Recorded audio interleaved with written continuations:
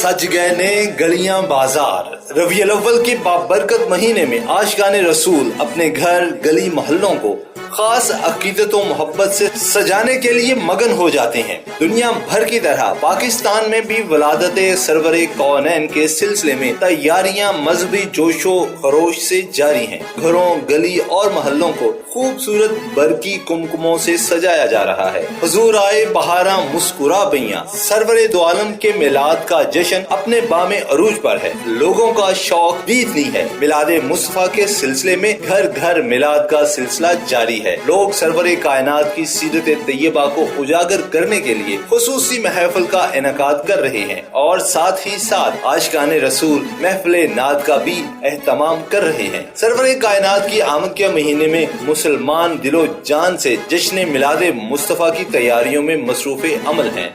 Cameraman Kashif नजीर के साथ Mohammad Asif, INA news Pakistan.